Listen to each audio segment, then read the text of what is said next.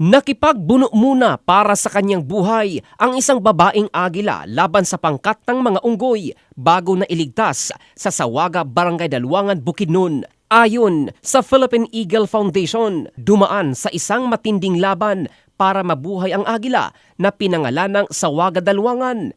Nang ito ay dumating sa Eagle Center sa Davao City, dehydrated, nanghihina at nakitaan ito ng mga sugat maliban pa sa nadiskubring 2 bala mula sa dibomba o pellets sa pakpak at kanyang hita. Agad itong isinailalim sa maselang operasyon. Ngunit bago makarating sa pangangalaga ng mga eksperto ang agila, isang Marvin Lingoy ang hindi nag-atubiling tulungan ang hayop matapos niya itong makitang inaatake ng tinatayang 30 unggoy sa kagubatan. Namimitas umano ng passion fruit si Marvin nang makarinig siya ng kakaibang ingay. Nang kanyang puntahan ang lugar, nakita niya ang mga unggoy na pinagtutulungan ng agila na noong una inakala lamang niya na ligaw na manok. Sa halip na iwan ito, nanatili si Marvin sa tabi ng ibon. Tinakpan ng mga dahon ng fern ang mga mata upang mapakalma at ginamit ang kanyang jacket upang maprotektahan habang hinihintay ang tulong.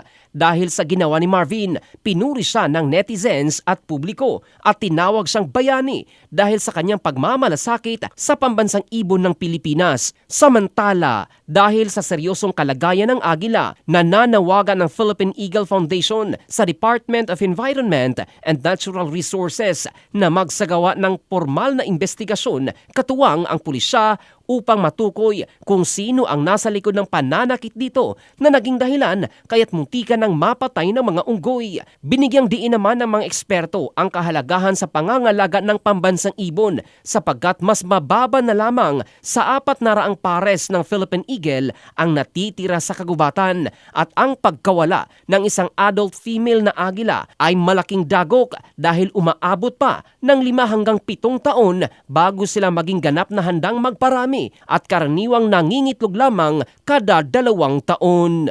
In the heart of changing lives, ito si Jovel Candado ng Brigada News Philippines, the Music and News Authority.